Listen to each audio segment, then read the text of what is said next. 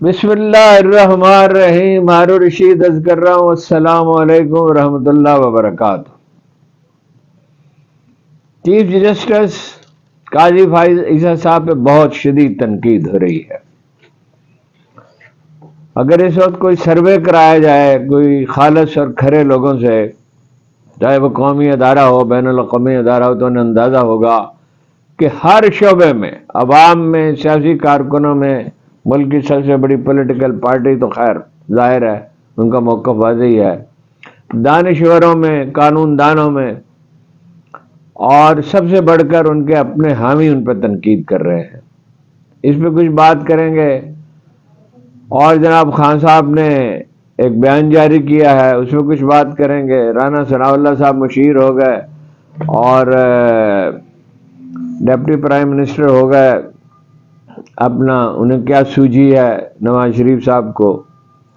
اور جنرل لودھی جو کوشش کر رہے ہیں مصالحت کی، وہ کس مرحلے میں ہے، کون سی وادی میں ہے عشق کا قافلہ سخت جاں، کون سی منزل میں ہے، کون سی وادی میں ہے عشق بلا خیز کا قافلہ سخت جاں. اور ایک اچھی خبر ہے بہت برے حالات میں صنم جاوید کے بارے میں، وہ آخر میں عرض کروں گا. ملک کی معاشی حالت کے بارے میں بھی دیکھیے. قاضی صاحب پہ جو تنقید ہو رہی ہے وہ جیسے کہ میں نے عرض کیا، اگر سروے کرایا جائے تو میرا خیال ہے کہ 70% سے زیادہ لوگ عدم اطمینان کا اظہار کریں گے. ملک کی سب سے بڑی سیاسی جماعت، یہ ٹھیک ہے کہ وہ فرشتوں میں مشتمل نہیں ہے، یہ نہیں ہے کہ اس کی قیادت نے غلطیاں نہیں کی، مگر سب سے بڑی سیاسی جماعت کے ساتھ کیا ہوا؟ بلہ ہی چھین لیا گیا. اب بیٹسمین سے آپ بلہ ہی چھین لیں تو کس چیز سے رنز وہ بنائے گا؟ اور وہ اپنا ان کی خاص مخصوص سیٹیں ہیں، ان کا معاملہ التوا میں ہی چلا جا رہا ہے. اور وہ سیٹیں انہیں مل جاتی، اور کوئی فیصلہ اس کا ہو چکتا سپریم کورٹ میں تو 2/3 اکثریت نہیں بن سکتی تھی. ایک تو جعلی پارٹی ہے، قاضی صاحب جانتے ہیں جعلی ہے، ساری دنیا جانتی ہے جعلی ہے. 17 سیٹیں ہیں وزیر اعظم صاحب کی، 17 نہیں تو 16 ہوں گی، 20 ہوں گی، 21 ہوں گی. اگر کوئی پراپر عدالتی نظام ہوتا تو اب تک 20-25 رہ گئی ہوتی. مہینے 2 مہینے میں فیصلہ ہونا چاہیے، اور وہ 5-5 برس لٹکا رہتا ہے. قاضی صاحب نے یہ 6 ججوں کا جو خط لکھا تھا، اس میں قاضی صاحب کا جو رد عمل ہے اس میں لوگوں کو بہت مایوسی ہوئی ہے. یعنی وہ اخبار نویس جو قاضی صاحب سے حسن ظن رکھتے تھے اور جن سے قاضی صاحب کو حسن ظن تھا، وہ بھی فریاد کر رہے ہیں. آدمی کو جبلی طور پر اپنے آپ سے ہمدردی ہوتی ہے. ویسے انسان کو خطا و نسیان سے بنایا کہ غلطی ہو جاتی ہے، لیکن غلطی کی اصلاح کرنی چاہیے نا. جن اخبار نویسوں سے وہ حسن ظن رکھتے تھے اور جو ان سے حسن ظن رکھتے تھے ان کا دفاع کرتے تھے ڈٹ کر، اور جن کا نہ کل کوئی مالی مفاد تھا نہ آج کوئی مالی مفاد ہے، وہ جب یہ فریاد کر رہے ہیں تو قاضی صاحب کو سننا چاہیے. لیکن آدمی کو میں نے عرض کیا اپنے آپ سے ہمدردی ہوتی ہے، اور کم ہی ایسا ہوتا ہے کہ لوگ غور کریں اپنے آپ پہ. 10 لاکھ میں سے شاید ایک آدھ آدمی ہوتا ہے راہ سلوک کے مسافر، جسے مرد مومن بھی کہتے ہیں، صوفی بھی کہہ سکتے ہیں. بڑی تکلیف ہوتی ہے بعض لوگوں کو لفظ صوفی سے، لیکن یہ جو لوگ سطح پہ تیرتے ہیں، زندگی کی گہرائیوں میں نہیں اترتے، اب ان سے کیا کہا جائے. جو قابل معافی ہیں، انکار حدیث کرتے ہیں اور جرت رکھتے نہیں ہیں یہ کہنے کی.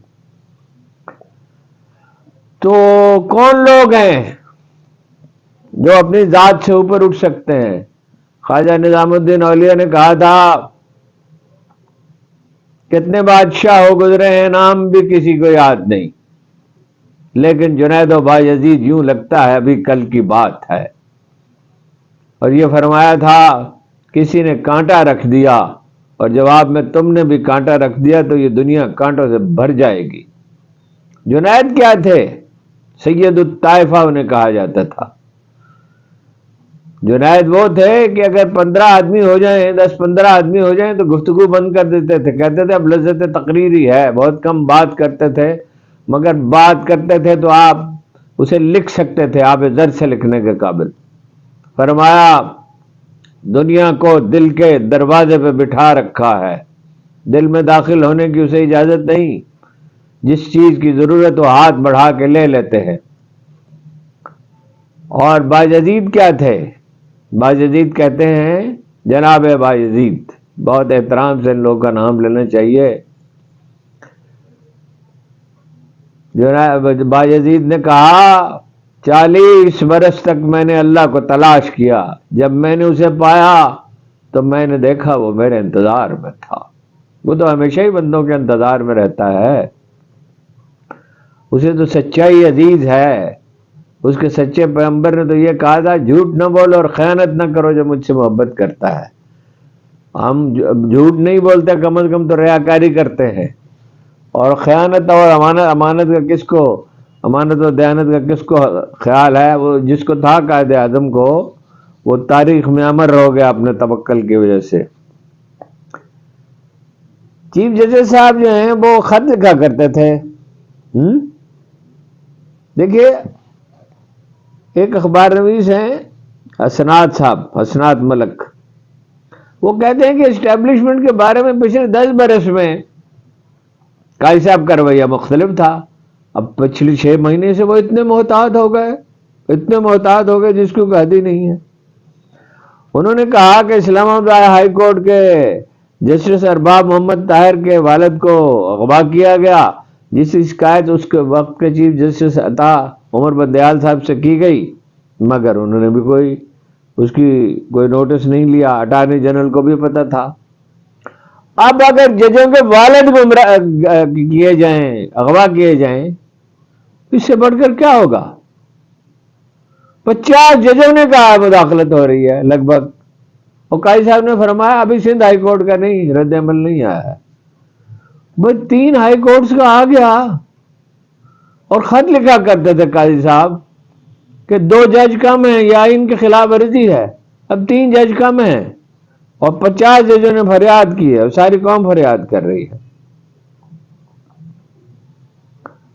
ملک کی تاریخ میں اس سے پہلے بھی کبھی ایسا ہوا تھا؟ یعنی جو ستم ہوئے پی ٹی آئی کے ساتھ وہ تو ہوئے ہی، اب تو بند ہونے چاہیے۔ کیا کہا اسے؟ سب لوگ کیا کہتے ہیں؟ ایک ایک آدمی کو پتا ہے، ایک ایک قانون کے طالب علم کو پتا ہے، مجھ سے عامی کو بھی پتا ہے، جسٹس ڈیلیڈ جسٹس ڈینائڈ، جی انصاف سے انکار کرنے کے مترادف ہے۔ تو ایک اعتراض یہ ہے کہ جج کو نہیں، اس کے فیصلوں کو بولنا چاہیے، اور سب سے زیادہ گفتگو کون کرتا ہے؟ جناب چیف جسٹس صاحب۔ اب وہ کوئی آج جج تو نہیں بنے ہیں، وکالت تو خیر ایک زمانہ گزر گیا انہیں کرتے ہوئے، تو وہ دبانہ عرضی کیا جا سکتا ہے کہ دوسروں کو آپ کو موقع دینا چاہیے، آپ کو تو فیصلہ لکھ دینا ہے، اور کوئی آپ کو فیصلہ دینے سے روک نہیں سکتا۔ اور آپ دیکھ رہے ہیں کہ جو آپ کا طرز عمل ہے اس کا نتیجہ کیا نکل رہا ہے۔ لیکن اگر آپ پرواہ نہ کریں تو پھر کیا کیا جا سکتا ہے؟ ٹھیک ہے، قاضی صاحب نے لکھا تھا جیسے عطا عمر بندیال صاحب کو، جو ایک کمزور آدمی تھے، کہ 53,000 کیس زیر التوا ہیں۔ اب کتنے زیر التوا ہیں؟ مزید 4,000۔ فوجی عدالتوں کے معاملے میں وہ تشریف فرما نہیں ہوئے، اس میں جو جج بنایا، حالانکہ آپ خود فرماتے تھے کہ سینئر ججوں کو اس میں شامل ہونا چاہیے، کہ میرے اب وہ اپنا کر بھی لیں تو اب تلافی آسانی سے نہیں ہو سکتی ہے ویسے، لیکن کیا کہا تھا شاعر نے کہ میرے قتل کے بعد اس نے جفا سے توبہ، ہائے زود پشیماں کا پشیماں ہونا۔ اہم ترین مقدمات ہیں، اس میں سینئر ججوں کو آپ فرماتے تھے بیٹھنا چاہیے۔ اب پھر وہی اعتراض ہے وہی لوگ کہہ رہے ہیں کہ پسندیدہ جج جو ہیں ان کے بینچ بنائے جاتے ہیں. یہ نہیں، اگر عطا عمر بندیال صاحب یہ کر رہے تھے تو غلط تھا، اگر آپ کر رہے ہیں تو صحیح ہے. جو تیری ظلم میں پہنچی تو حسن کہلائی، وہ تیرگی جو میرے نامہ سیاہ میں ہے. اڈیالہ جیل سے عمران خان صاحب نے ایک بیان دیا ہے. وہ بیان یہ ہے کہ جنگل کے اس قانون تلے جو اس ملک کو اپنی لپیٹ میں لے چکا ہے، مجھ سیاسی قیدی اور رسوائے زمانہ کرپٹ آدمی سے روا رکھے گئے سلوک میں فرق واضح ہے اور دوہرے معیار کی نشاندہی کرتا ہے.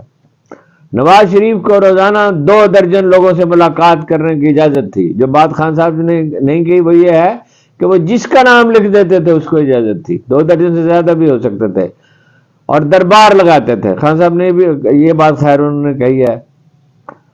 اور مجھ سے صرف 6 آدمی مل سکتے ہیں انہوں نے کہا، اس میں بھی خفیہ ایجنسیاں جو ہیں سر پہ کھڑی ہوتی ہیں، اور میرے صدر بھی جیل میں ہیں پارٹی کے، اور وائس چیئرمین بھی جیل میں ہیں، اور ان سے ملنے کی مجھے اجازت نہیں ہے.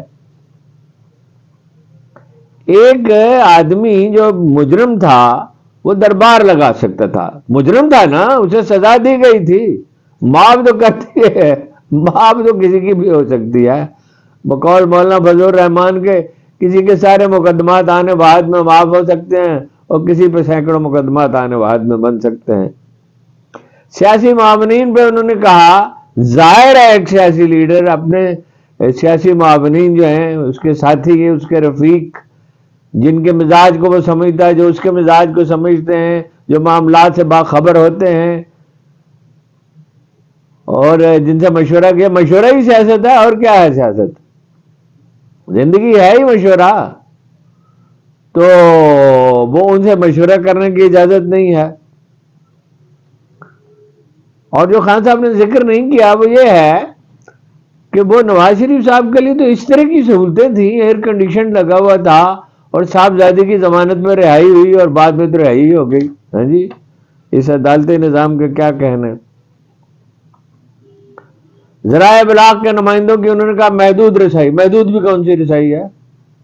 بڑی مشکل سے چند آدمیوں کو اجازت ملتی ہے، احکامات سخت ہیں، نام تک تو لیا نہیں جا سکتا.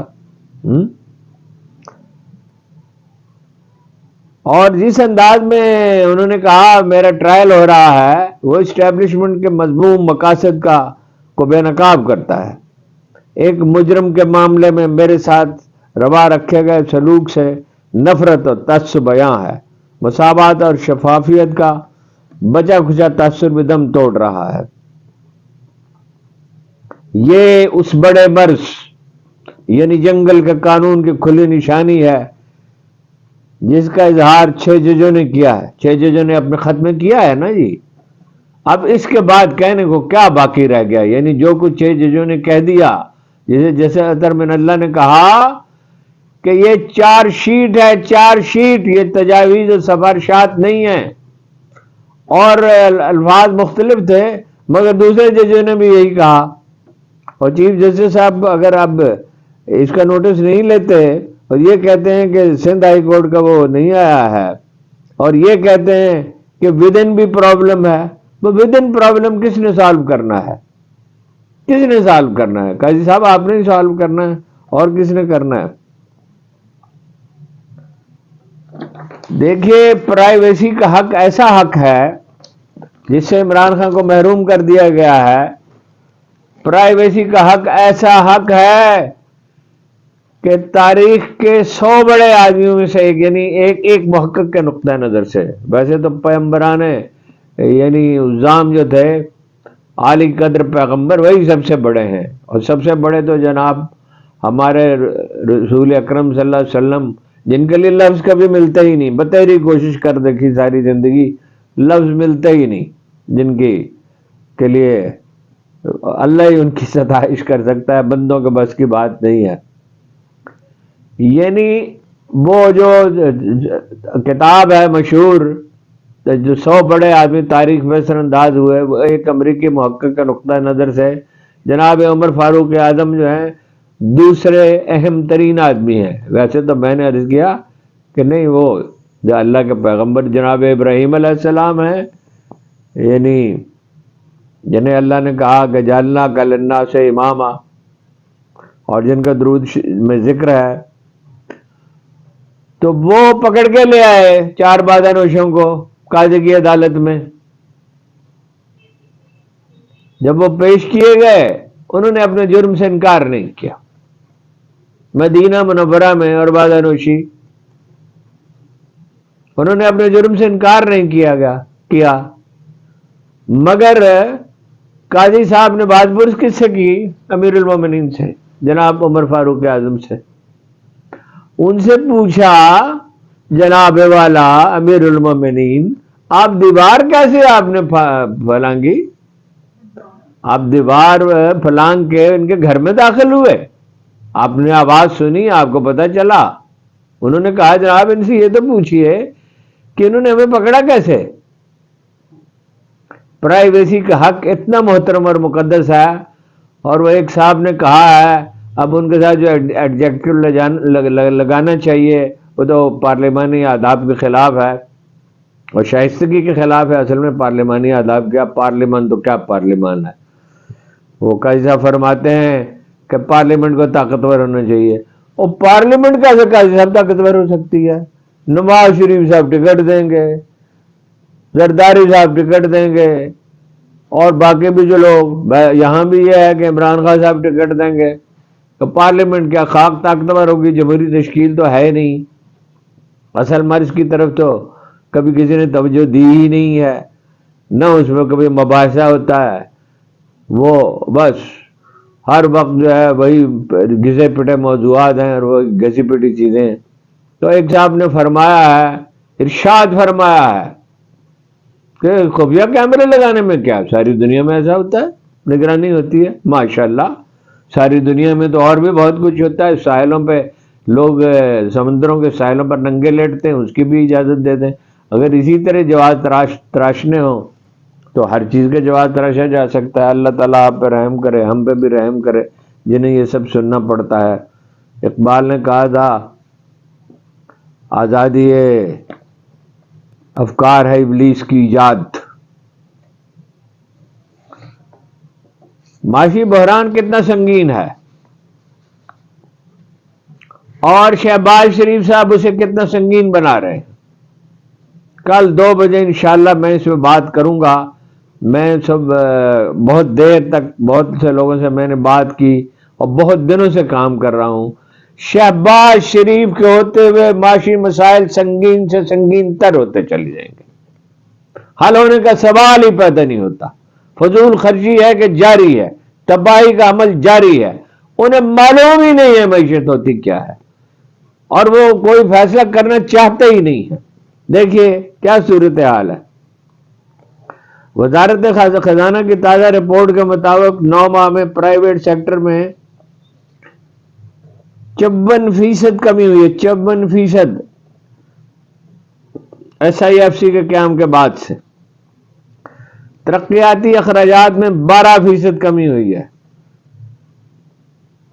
کاروباری کمپنیوں کی رجسٹریشن میں 1.2%، یعنی اس میں اضافہ ہونا چاہیے، کمی ہو رہی ہے۔ سرمایہ کاری، اوبر والوں نے اپنا سمیٹ دیا کاروبار، وہ جو بیچتے تھے دوائے دل، دکان اپنی بڑھا گئے۔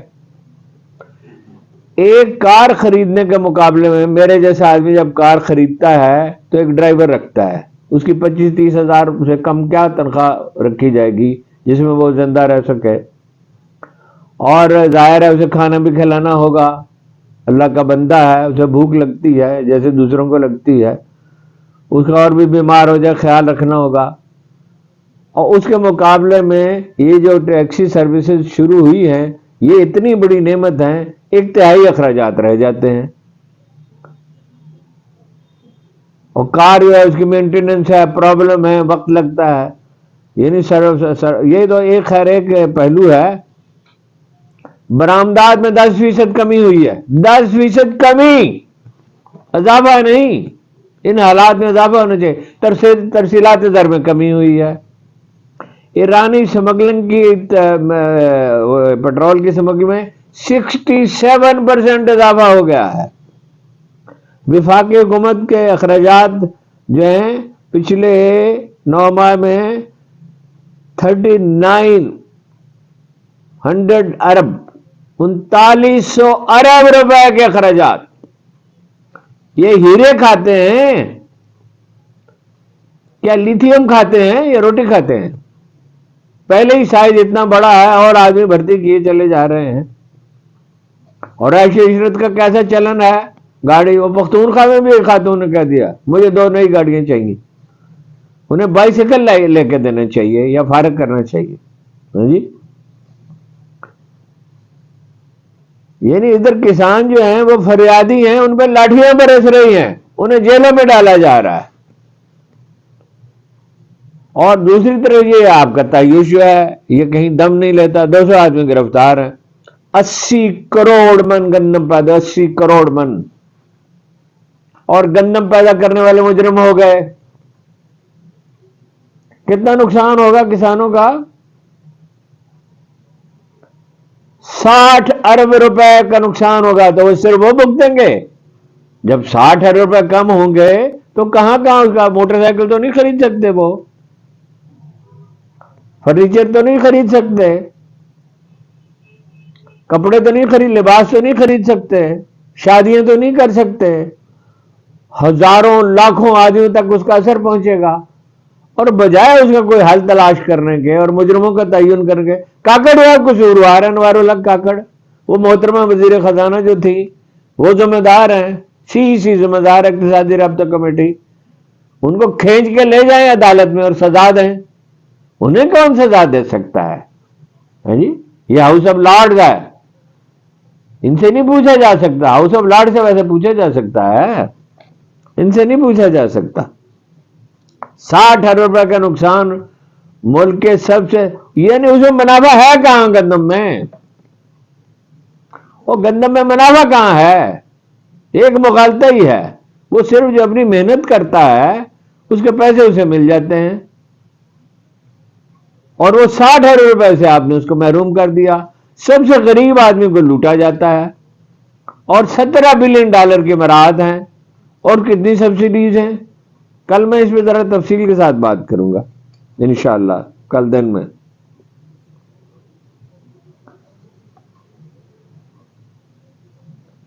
یعنی وہاں سے یوکرین سے گندم خریدی 3100 روپے میں، بیچی کتنے میں؟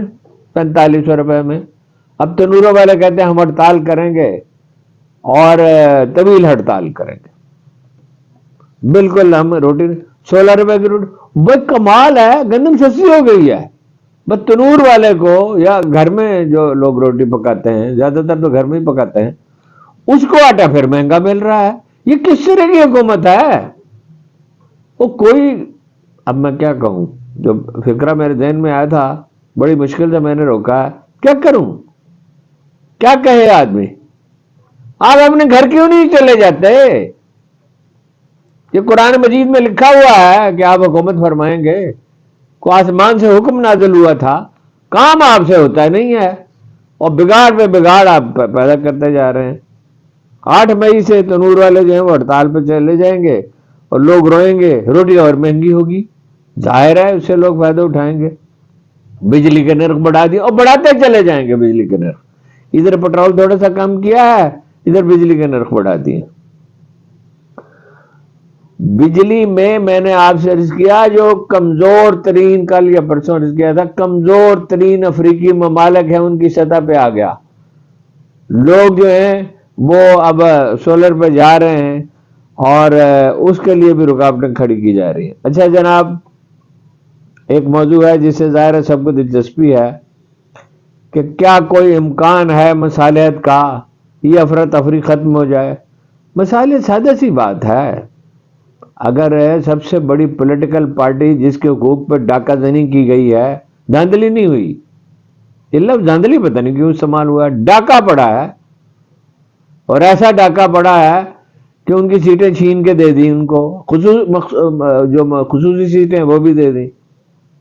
جنرل خالد حمید لودھی اور ان کے ساتھی جو ہیں وہ کوشش تو کر رہے ہیں، آرمی چیف سے بات نہیں ہوئی ان کی، لیکن کچھ اور لوگوں سے بات ہوئی ہے.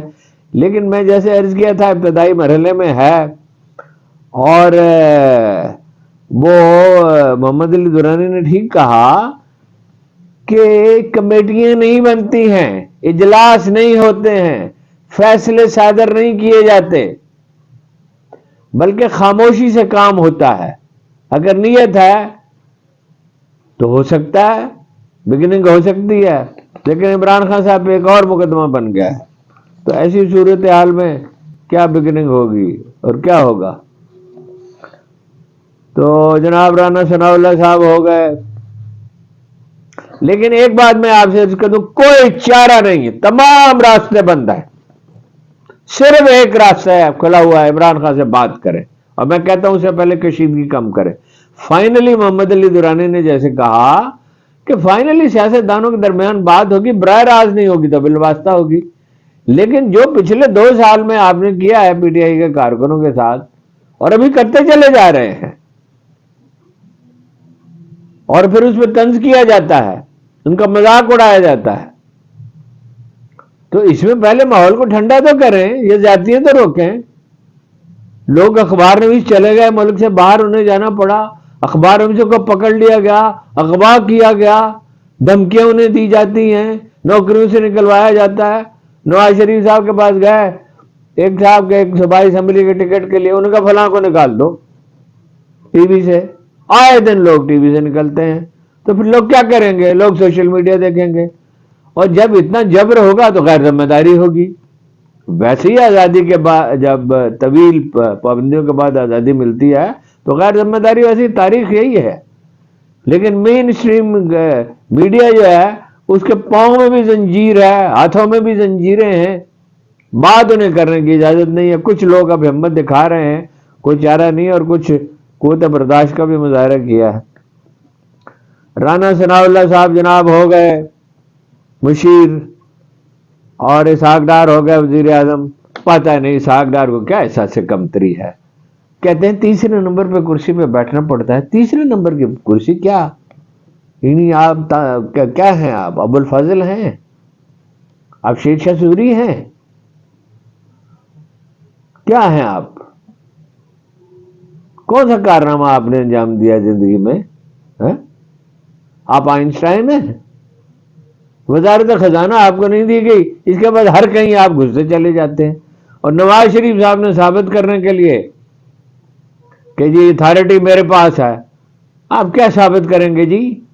جب آپ لیٹ ہی گئے، پہلے تو آپ بھاگ گئے دونوں دفعہ، اور اب آپ لیٹ گئے، تو ثابت آپ کیا کریں گے؟ ان چیزوں سے اب کیا ثابت ہوگا؟